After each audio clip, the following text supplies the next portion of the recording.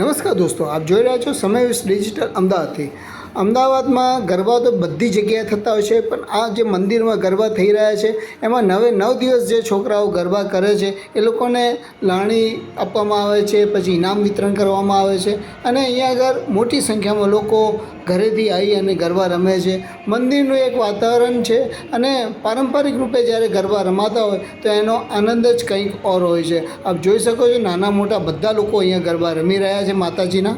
હું મનોજ રવિશંકર ગુપ્તા, શ્રી રાજરાજેશ્વરી કેલાદેવી મંદિર, કબીર ચોક, જૂના બજાર, સાબરમતી.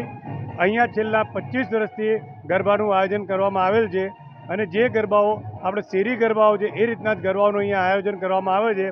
અને અહીંયા જે ખેલૈયાઓ 9 દિવસ રમે તેમના માટે 1 ગ્રામ ગોલ્ડના 2 સેટ ઇનામમાં આવે છે. દરરોજ લાણી તેમજ પ્રસાદ અને નાસ્તાનું વિતરણ કરવામાં આવે છે. હું રાજેશ લાલારામ રાવત, હું પોલીસમાં નોકરી કરું છું. ટૂંક સમયમાં હું મંદિરમાં ટ્રસ્ટી છું અને મેન મનોજભાઈ ગુપ્તા છે ટ્રસ્ટી મંદિરના. અને આપણે તો ખાલી સેવા આપીએ છીએ પાર્ટ ટાઈમ. અને દર શનિવારે મંદિરમાં બટુક ભોજન થાય છે. આજે બી બટુક ભોજન હતું અને શરાતમાં 9 દિવસ બટુક ભોજન રાખ્યું છે આપણે. અને અત્યારે નવરાત્રિમાં 9 દિવસ બટુક ભોજન રાખ્યું છે આપણે.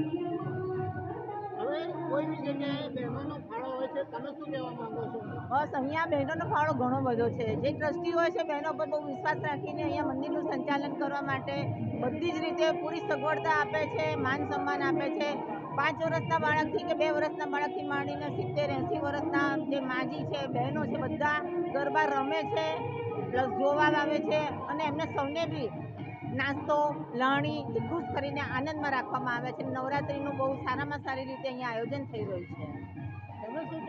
લગભગ અમે 2004થી આ મંદિરની સ્થાપના થઈ ત્યારથી અમે ગરબા કરીએ છીએ અને આ ગરબામાં આજુબાજુના સમગ્ર વિસ્તારના લોકો હર્ષભેર આવે છે અને અમે દરેક છેલ્લા દિવસે દરેકને દરરોજ લાણી અને નાસ્તો બી આપીએ છીએ અને પ્રાઇઝ બી આપીએ છીએ.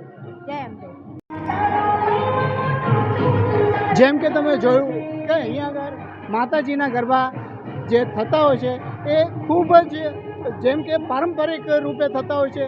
લોકો પોતાના ચંપલ બહાર ઉતારે છે, ઘણી જગ્યાએ એવી રીતે ચંપલ પહેરીને ગરબા થતા હોય છે, પણ અહીંયા પારંપરિક રૂપથી ગરબા થતા હોય છે અને ખૂબ સુંદર આયોજન થતું હોય છે. અને સૌથી વિશેષ વસ્તુ એ છે કે અહીંયા જે મહાઆરતી થાય છે એ જોવાલાયક હોય છે. કેમેરામેન અંકિત પ્રજાપતિ સાથે અમદાવાદથી અલ્પેશ શાહ.